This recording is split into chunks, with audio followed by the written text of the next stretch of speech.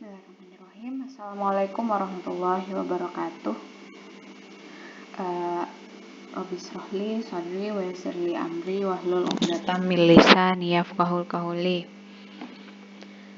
Baik rekan-rekan, terima kasih. Hari ini kita kembali bersama-sama mengikuti diskusi ya. Jadi ini merupakan bahan ajar yang memang saya khususkan untuk teman-teman mahasiswa program studi bimbingan dan konseling pendidikan Islam Institut Darul Quran semester 5 khususnya weekend. Terima kasih teman-teman. Pada kesempatan ini kita akan kembali berdiskusi terkait dengan pendekatan yang ada di dalam bimbingan dan konseling lintas budaya. Oke, sekarang kita ingat dulu ya, kenapa sebenarnya kita itu butuh untuk mempelajari yang namanya konseling atau bimbingan dan konseling lintas budaya. Oke, teman-teman di dunia nyata gitu ya, di keseharian itu sering menemukan perbedaan bahasa. Misalnya ketika ada orang Jawa ya yang berbicara barangkali bilang misalnya Ibu Rianti ketika menanyakan ke mertuanya barangkali, Ibu saya mau izin mau pergi ke sini misalkan. Terus mertuanya bilang monggo. Nah, kata monggo yang disampaikan oleh mertuanya Ibu Rianti itu tidak semata-mata monggo artinya mempersilahkan pergi. Bisa saja monggo itu berarti keberatan, bisa saja monggo itu diartikan sebagai tidak boleh, misalnya tidak boleh tapi tidak enak hati atau merasa segan dengan Ibu Rianti untuk menolak kalau seandainya Ibu Rianti mau pergi tapi dilarang gitu. Jadi monggo itu banyak artinya, tidak hanya dipersilakan, tidak hanya diartikan secara harfiah bahwa monggo itu adalah silakan, jadi artinya pergilah gitu ya. Nah, tapi banyak arti. Nah, itulah yang nanti akan teman-teman temui di lapangan karena konseli itu tidak hanya konseli yang aktif ya, yang akan teman-teman temui. Bisa saja di lapangan itu teman-teman bahkan ada menemui konseli yang banyak diam, tidak mau berbicara tentang dirinya, tentang masa lalunya, tentang permasalahan yang dihadapi. Nah, inilah nanti yang akan kita siasati dengan kacamata multibudaya, dengan pendekatan-pendekatan yang ada di multibudaya. Oke, sekarang kita akan berbicara banyak terkait pendekatan etik dan emik.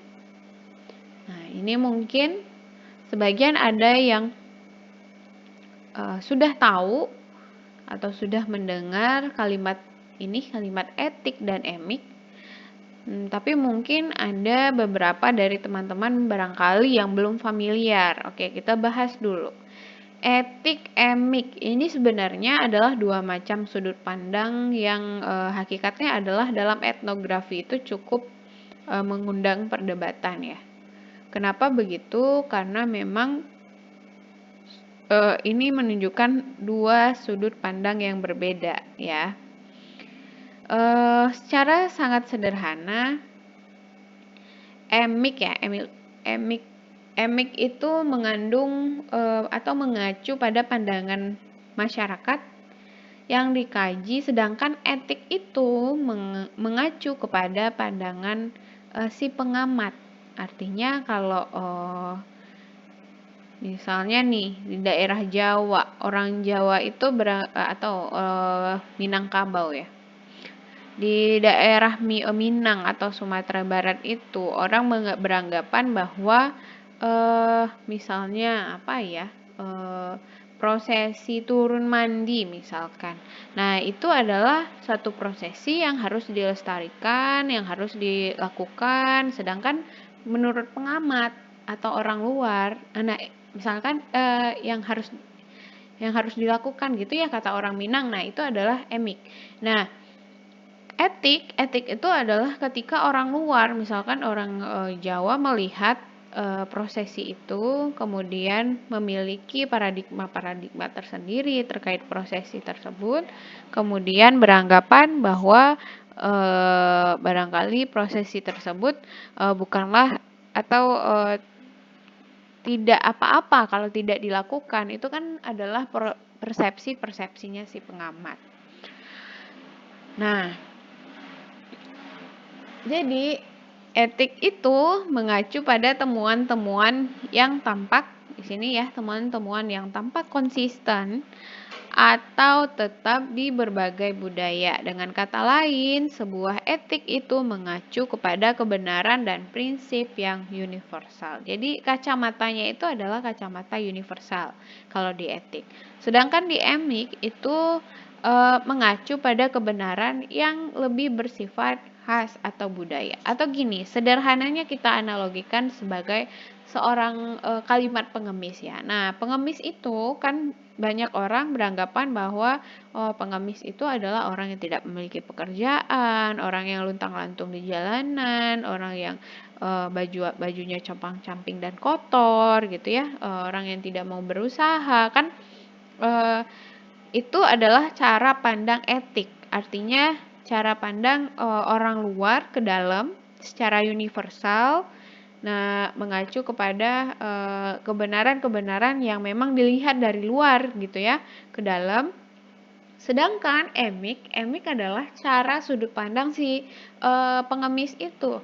Saya kan bekerja, meminta-minta, itu tidak mencuri. Saya melakukan hal pekerjaan yang halal. Itu menurut si pengemis. Nah, itu adalah cara pandang emik, yaitu adalah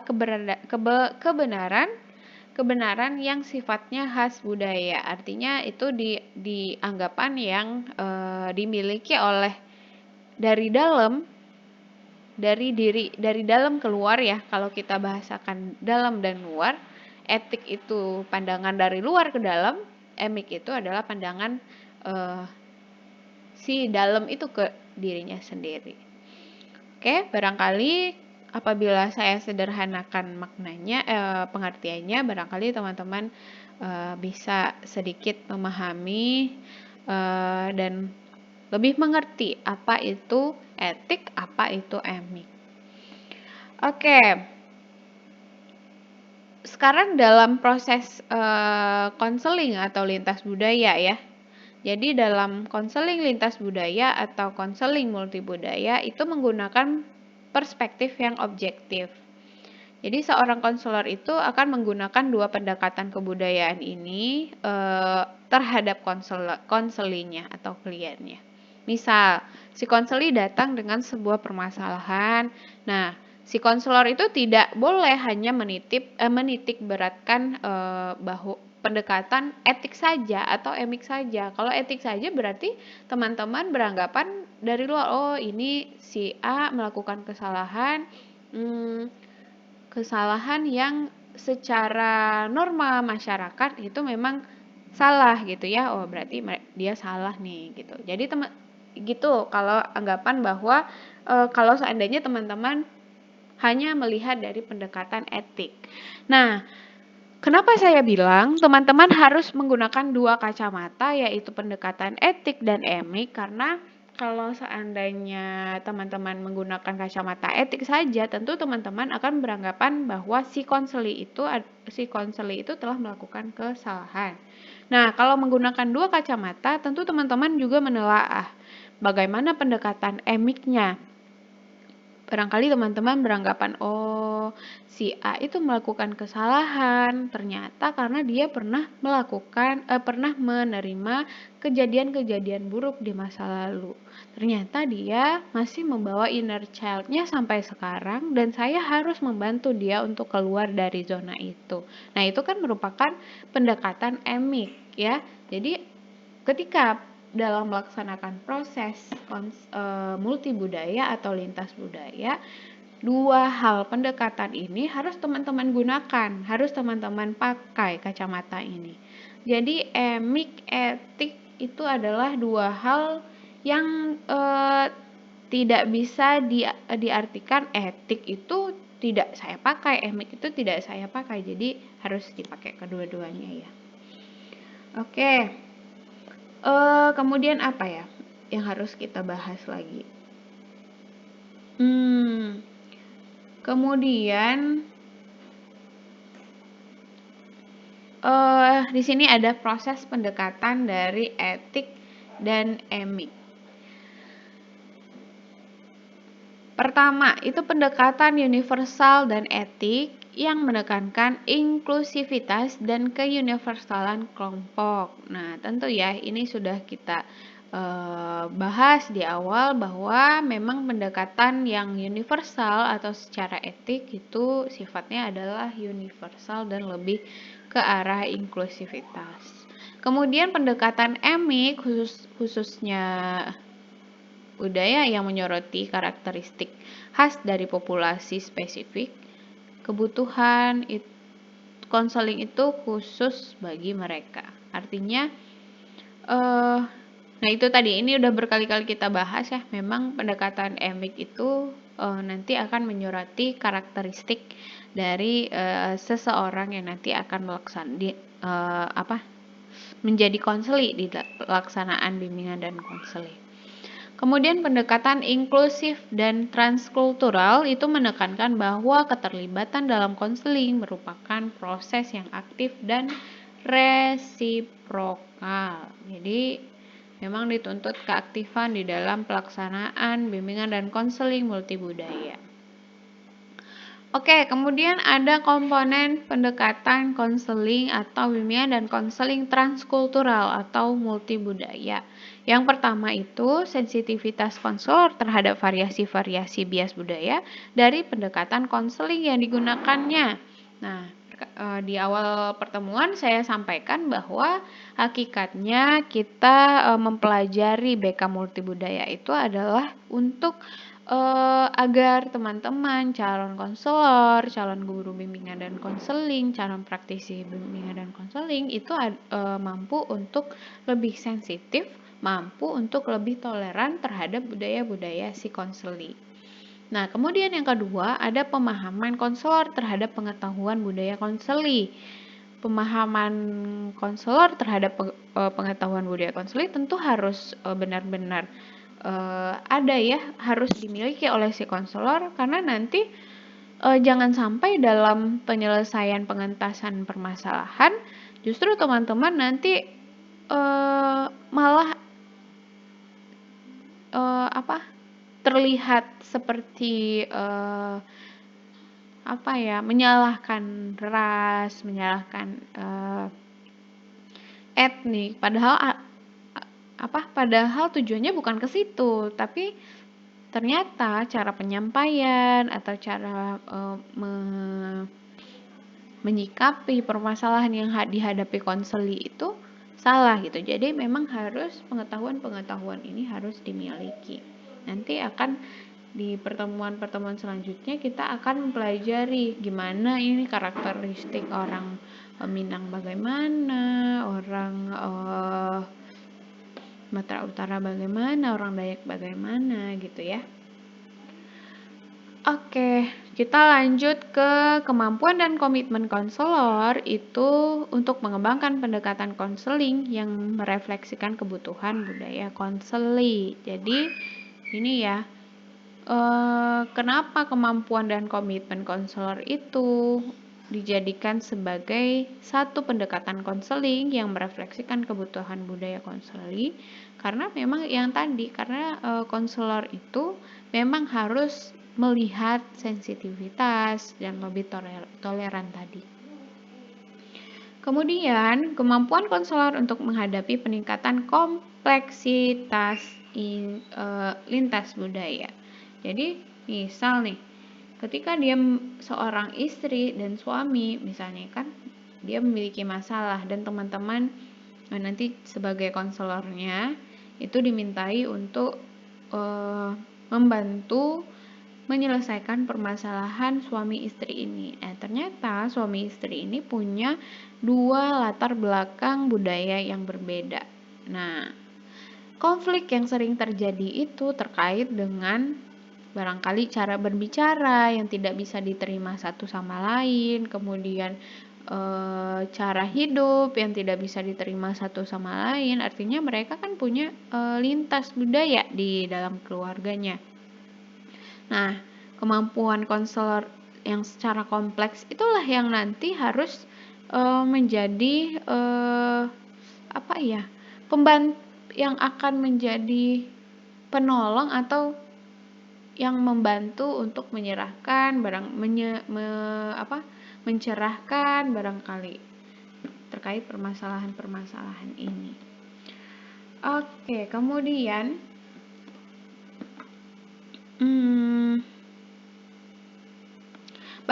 banyak sekali contoh-contoh etik dan emik ini dalam dunia psikologi atau bimbingan dan konseling. Bahkan barangkali bias itu dikatakan bahwa tujuan utama BK lintas budaya ini adalah sebagai sebuah disiplin ilmu yang memang untuk memeriksa mana aspek perilaku manusia yang etik dan mana manusia yang emik. Jadi salah satu tujuan utamanya adalah untuk menyajikan bahwa contoh etik dan emik ini diperoleh dari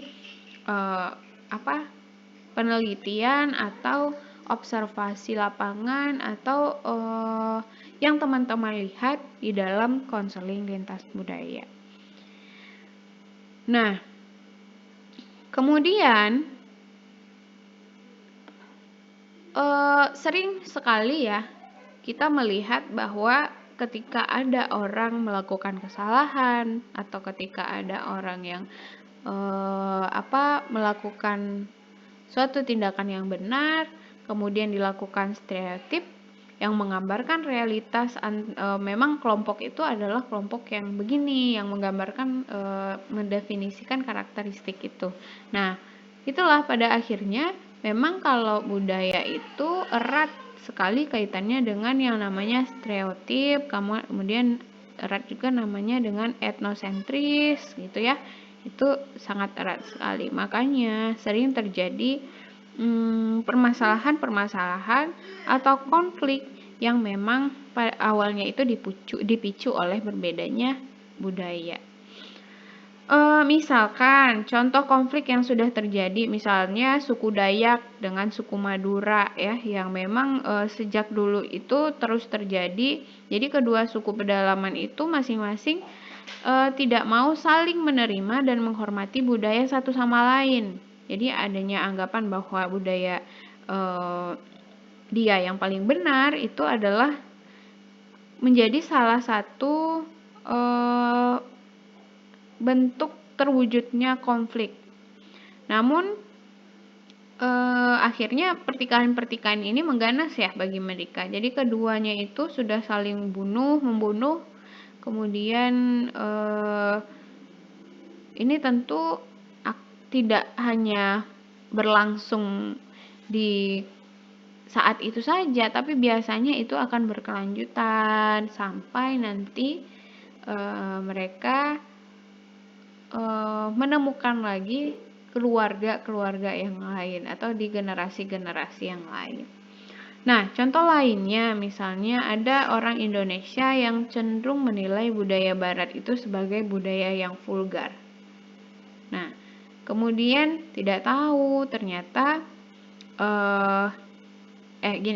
mereka itu orang Indonesia itu cenderung beranggapan orang Barat itu vulgar, tidak tahu sopan santun gitu ya. Jadi budaya asli, budaya Timur itu dinilai sebagai budaya yang paling unggul dan yang paling baik. Kemudian sehingga masyarakat itu lebih cenderung membatasi pergaulan dengan orang Barat misalnya. Jadi orang takut jika terlalu banyak berkomunikasi dengan budaya asli itu akan tercemar. Jadi kalau banyak berkomunikasi dengan orang Barat, mereka khawatir bahwa budaya asli itu akan tercemar dan budaya Barat itu sebagai polusi atau pencemar. Nah, sering sekali ya kita temui yang demikian. Jadi itu adalah mengapa si konselor itu harus punya kacamata yang bagus ya, harus punya kacamata yang bagus terhadap multibudaya agar hal-hal yang begini itu tidak menghambat proses bimbingan dan konseling itu berjalan dengan semestinya. Jadi ini adalah hal-hal yang memang harus diperhatikan bersama. Kemudian ada lagi slide berikutnya, budaya dan individu. Jadi budaya itu dijadikan sebuah identitas budaya. Ya, kita sepakat bahwa identitas itu merupakan konsep yang abstrak, kemudian kompleks dan dinamis tentu ya, karena abstrak karena tidak jelas budaya itu sebenarnya apa, tidak berbentuk gitu ya. Kemudian kompleks juga karena banyak sekali, kemudian dinamis dan terus bergerak. Selanjutnya budaya dan identitas budaya itu dalam pembelajaran hubungan antar budaya menjadi payung untuk menggolongkan identitas ras dan etnik. Ini kita setuju. Kemudian yang lain ada identitas manusia itu merupakan pandangan yang menghubungkan seseorang dengan seluruh dan memisahkan orang tersebut dari bentuk kehidupan yang lain.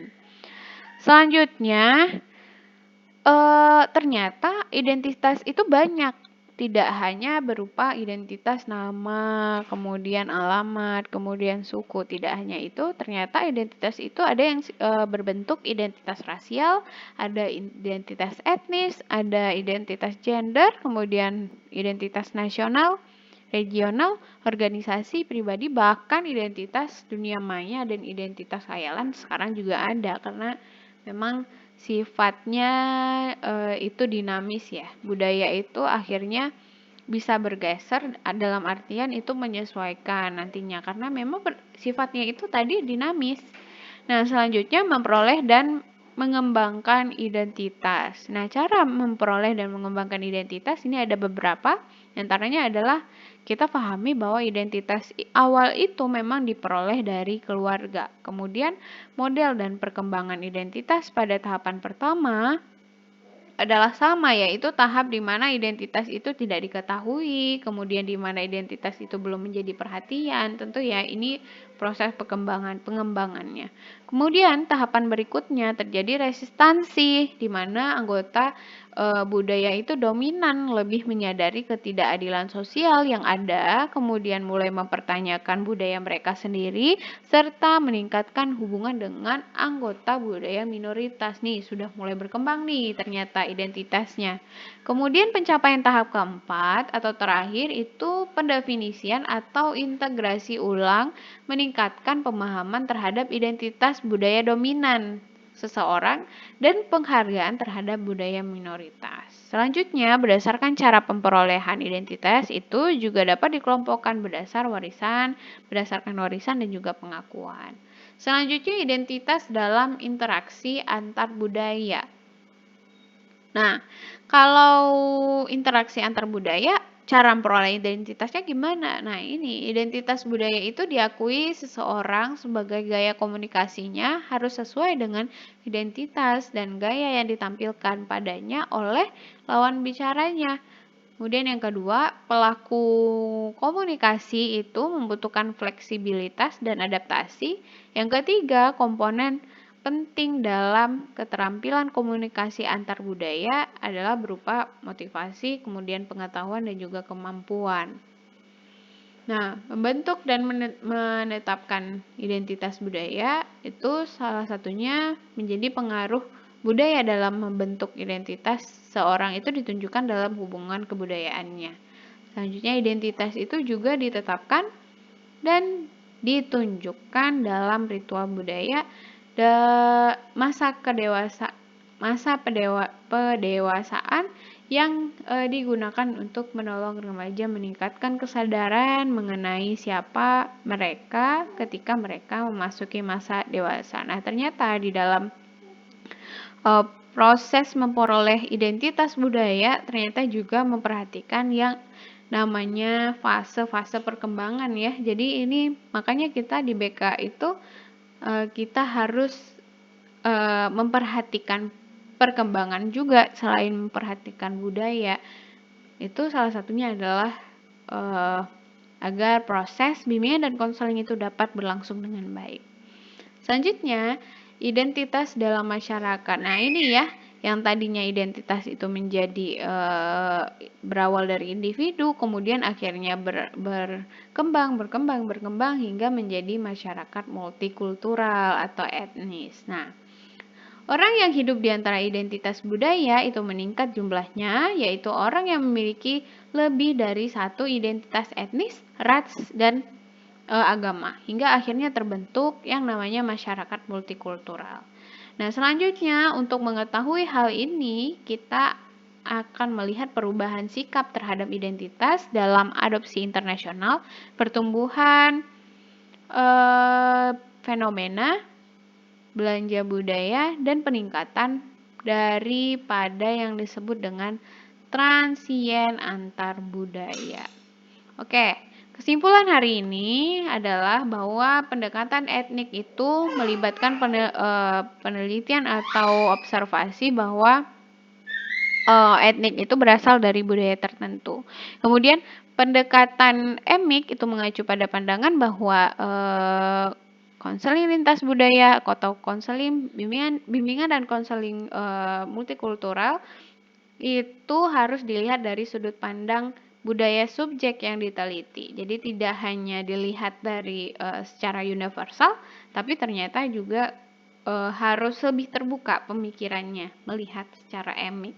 Kemudian etik dan emik ini merupakan perbedaan cara mendeskripsikan suatu budaya dipandang dari dalam budaya konseli atau klien itu dari budaya luarnya. Nah, ini sudah kita tekankan di awal ya.